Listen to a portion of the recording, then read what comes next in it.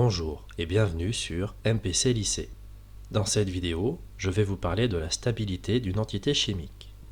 Les gaz nobles, présents dans la dernière colonne du tableau périodique, ont la particularité d'avoir une configuration électronique telle que leurs couches électroniques sont toutes saturées. Ils ont aussi la particularité d'avoir une réactivité chimique quasiment nulle et ils existent naturellement sous la forme de gaz monoatomiques. L'hélium possède une configuration 1s2, donc il a 2 électrons de valence. Le néon possède une configuration 1s2, 2s2, 2p6, donc il a 8 électrons de valence. Et l'argon possède une configuration 1s2, 2s2, 2p6, 3s2, 3p6, donc il a 8 électrons de valence. On dit que l'hélium possède une configuration en duet et que le néon et l'argon possèdent une configuration en octet. On en déduit la règle de stabilité suivante. Un atome recherche la stabilité en obtenant une configuration électronique identique à celle d'un gaz noble, c'est-à-dire à avoir une configuration électronique en duet ou en octet. Cette règle est aussi appelée règle du duet, règle de l'octet. Un atome peut perdre ou gagner un ou plusieurs électrons pour former un ion monoatomique stable.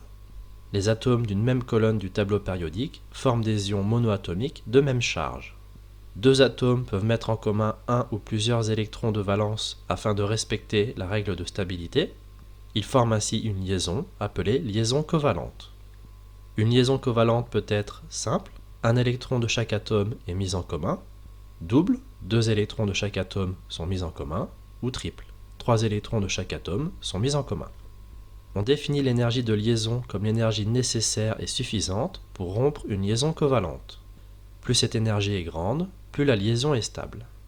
Le schéma de Lewis est une représentation d'une entité chimique sur laquelle les électrons de valence sont représentés par des tirets. Chaque tiret correspond à un doublet d'électrons. Un tiret entre deux atomes représente une liaison covalente. Un tiret à côté d'un atome représente deux électrons non partagés, il s'agit d'un doublet non liant. Et un rectangle vide à côté d'un atome représente l'absence d'un doublet d'électrons. Voici un exemple pour la molécule d'eau H2O. Et voici un exemple pour l'ion chlorure Cl-. L'ion hydrogène H+, est un cas particulier car il ne respecte pas la règle de stabilité.